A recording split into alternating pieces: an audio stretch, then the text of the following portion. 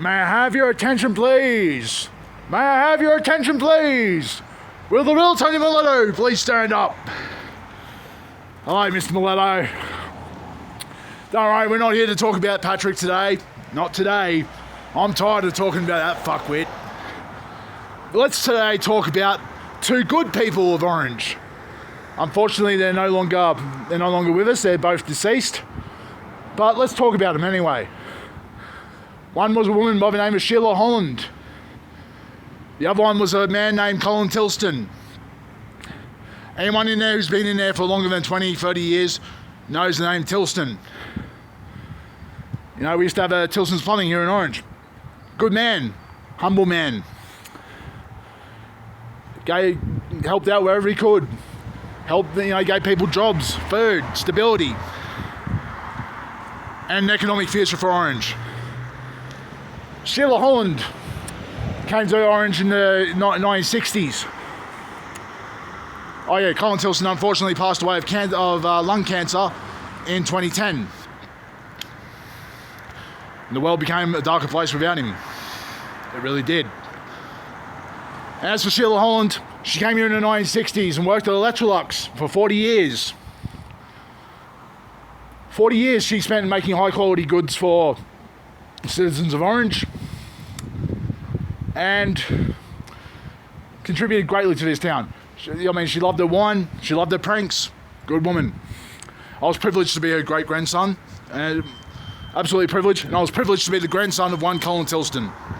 Sheila Holland also passed away in 2005. Again, the world became a darker place without her.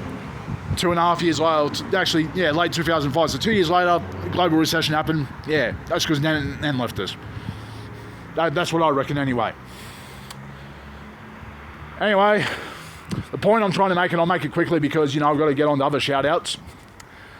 The point I'm trying to make is both Sheila Holland and Colin Tilston contributed more to this town with their pinky finger than any of you in there could ever hope to do. I'll say that again. Sheila Holland and Colin Tilston contributed more with their pinky finger than you could ever hope to. Anyway, got a couple of concerns from the citizens of Orange on your review page, no less. Now, I'll keep their last names a secret because, privacy and respecting privacy and all that, that's fair. First one comes from a woman named Karen. And I direct this question to one Mr. David Mallard. Please answer me this, Mr. Mallard. She wants to know, and I want to know, why are the cherry blossom trees being cut down around Orange? It's bad enough cutting down regular trees. We need them for oxygen, to breathe, to, maintain life on this planet.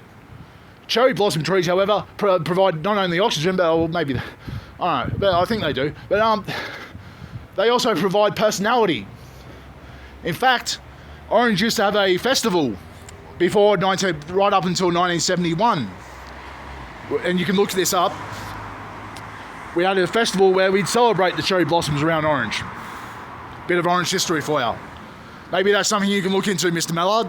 Why are the cherry blossom trees being what's the name? And no, that's objectively not a good thing, Orange City Council. That's bad Orange Council. Bad Orange Council. You need a wet newspaper up the nose for that one. Now, the second one is from a man named Kevin on the review page. Why do I pay rates? This is a joke. Fix the damn potholes. Agreed. Why are there so many goddamn potholes around Orange? Well, you got money for golden balls around Orange, but you don't have money for potholes? No, I call bullshit. Or shenanigans in the politer terms. Third shout out. And this one goes out to Dr. Stephen Peterson. Now, Dr. Peterson, I just saw your article in the Orange City Life. It's actually a pretty good read. Hang on, I'll try and go through the highlights of it because, again, as I told Kieran Ari, these videos are damn expensive and winter is coming and I want to go hibernate. So anyway, Dr. Steve's Council News. My name is Steve Peterson. I am a local husband, father, doctor, quadriplegic and Orange City councillor. If you need to get in touch, please use the QR code or email. Yeah, it's in the Orange City Life. Surely I don't need to read it out. It's also on your website, and and anyone can go in and just ask for a piece of paper with your email and phone number on it. Anyway, as we go, at last week's council meeting, I put forward. I won't go through the whole article because, again, as I said, these videos clog up my phone's memory. So that's what I mean by expensive. At last week's council meeting, I put forward a motion to support a private group creating an indoor sports area, including the long-hoped-for indoor playground. Very good, Dr. Peterson. Very good indeed. And to be fair, I actually had a bit of a laugh at your ending joke here. And I'm not saying that sarcastically. It actually was funny. Hang on, what is it?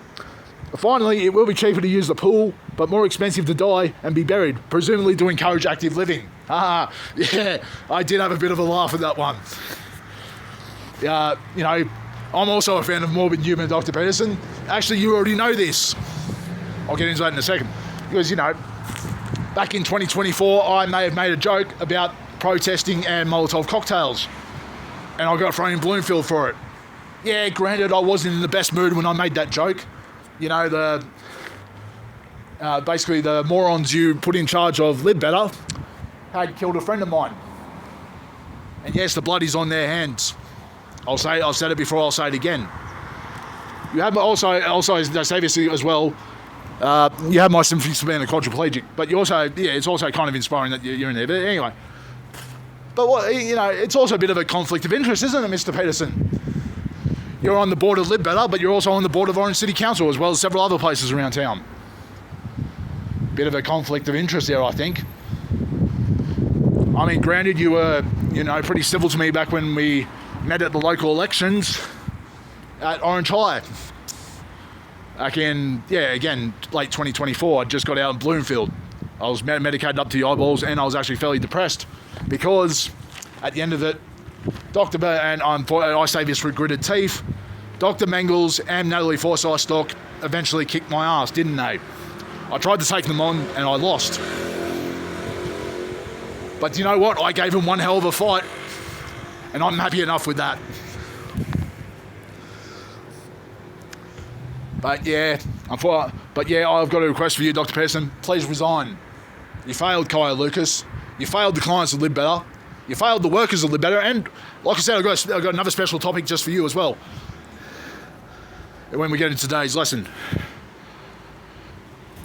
Anyway, that's my shout-outs. So without further ado, let's bring in today's lesson. Let's get Dr. Stephen Peterson's lesson out of the way. Live Better's slimiest tactics, as encouraged by their board. Again, hang on, I'm going through a bit of vertigo. It happens when I bend down these days. I don't know why it's happening, but maybe it's something I can look into, blah, blah, blah. But, Live Better's slimiest tactic, used on both worker, and some of the workers are arseholes too. I'm not saying which ones. Not on camera anyway. And client alike. Now, not all of them were, and I'll say this, not all of them were arseholes either. I'll say that too. And sometimes I was a bit of an arsehole because, yes, I do have some paranoia and anger issues. I'll admit that. Sorry, but it happens. I'm not a perfect human being. Never claimed to be. But anyway, without further ado, here comes the slimiest tactics. Cronyism, gaslighting, subterfuge, sabotage, lying, willful misinterpretation, various manipulation tactics, various intimidation tactics, distractions, both siding an issue where the victim is not at fault or known simply as victim blaming, shaming, willful ignorance, refusal to hold workers to account for shitty actions. But again, I realise the workers are more or less a symptom of the disease rather than the cause. You, Dr. Mengels, and Natalie Forsyth-Stock, as well as Tim Curran, by the way, forgot to mention him, but anyway, there he is, were the cause, in my opinion. Preying on addictions, drugs and alcohol are a favourite. Denial, sexual abuse, physical abuse, psychological abuse, emotional abuse, interrupting, spying, brainwashing, mistraining workers. See, I do have sympathy for them. Even if, Anyway, even if we had disagreements. But band-aid solutions to make them look good without addressing root causes such as systemic corruption. If you can't beat them, join them. Yeah, no. Bad, Dr. Peterson. Bad, Dr. Peterson. And just generally being overspoiled petty weasels who haven't evolved from caveman thinking and expect everyone to be like them. Again, that goes for the board. And, Mr. Current. Fake caring, fake kindness, fake empathy, fake emotions, and when all else fails, violence. And until proven in a, court of law, yeah, just my opinion at the moment.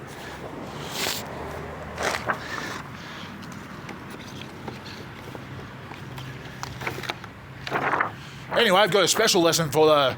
Oh, yeah, you're going to love this one. Now, this topic, you're going to love this one, Conservatives. Oh, fuck, there goes Vertigo again. Liberalism. Liberals want change for optics, not real change to the oppressive system. And that's why it's always been so fake. Example number 2. Identity grievances are not illegitimate. It's that liberalism appropriates legitimate issues from vulnerable people and uses them to advance their own agenda. This is the sticking point for many, such as the right, who disingenuously use some identity issues as a wedge. 3. A cynical progressive trying to climb the ladder of capitalist hierarchy describes a liberal, not a socialist. And the system of liberalism protects authoritarianism and is at all times one bad capitalist event away from full-blown authoritarianism. And since they as liberals must defend the status quo, they will have no material understanding of the events around them and will twist their opinions to fit the status quo.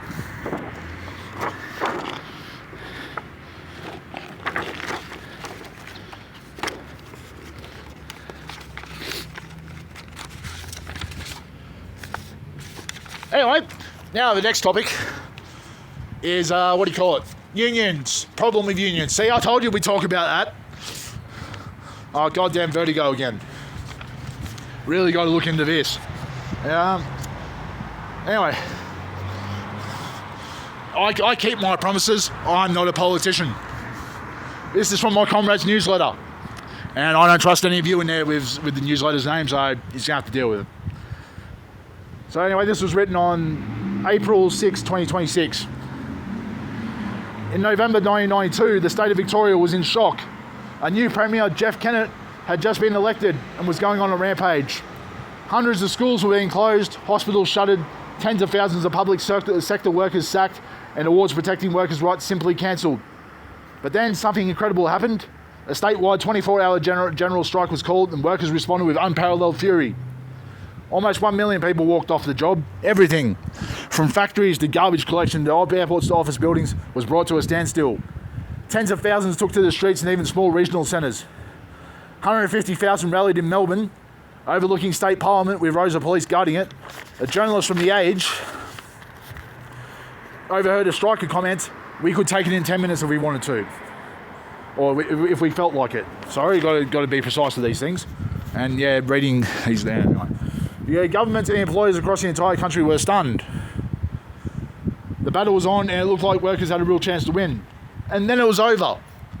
The leaders of Victorian Trades Hall and major unions, frightened by the spectre of all-out class war they had unleashed, called off the strikes and offered the government a quote-unquote Christmas truce. Rolling stoppages across a range of industries were wound down.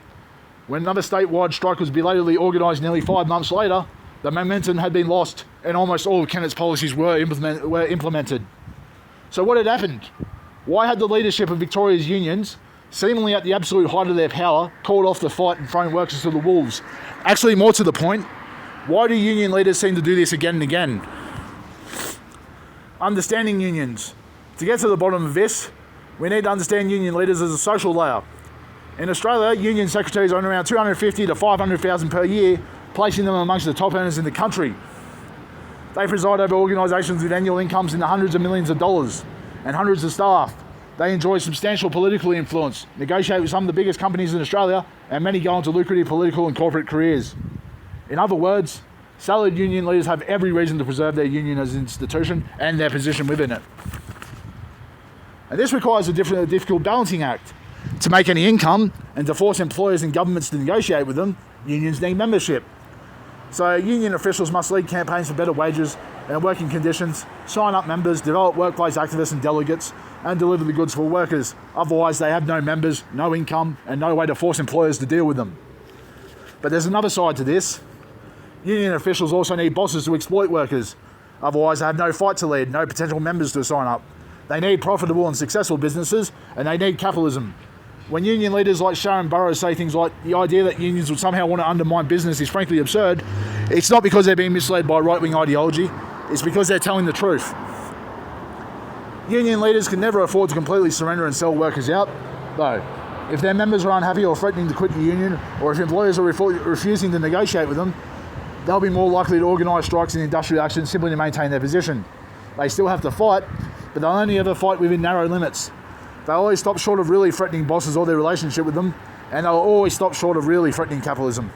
Union bosses ultimately depend upon our exploitation as workers and simply want to negotiate the terms of our exploitation. It's harsh, well, you get the idea. That's the problem with unions that we face. But because this video is going on, we've got to get on to the next two topics. Hopefully we can get them done quickly. Now, this is myths about anarchism. And again, we do need to talk about this. Myth one, anarchism is chaos. Anarchists, if anyone's seen Mad Max, they probably think, oh yeah, they're anarchy. They're. No, Mad Max is an awesome movie, don't get me wrong, but that's not anarchy. Hollywood, the media, and politicians lie. Who would have thought? Anyway, anarchists argue that government, quote-unquote, government is chaos because it imposes top-down, often violent control. See Ukraine, see Sudan, see Iran, and the genocide in Gaza. Whereas anarchism is actually a form of order based on voluntary association and mutual aid.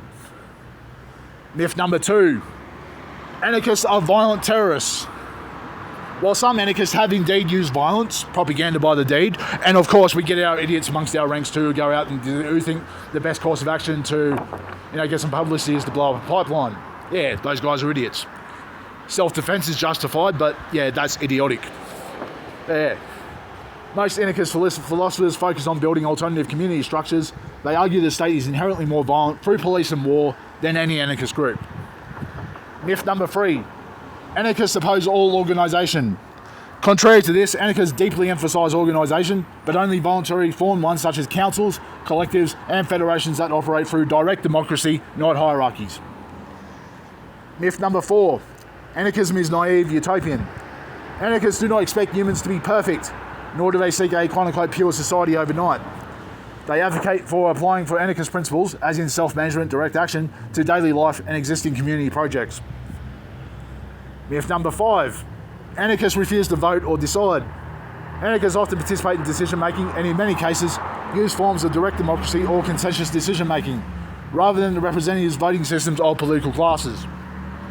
Myth number six, anarchism is just juvenile rebellion. Now this one's just straight up bullshit. But I find it funny. Anyway, while often perceived this way, anarchism is a developed political philosophy focused on transforming social, economic and political systems.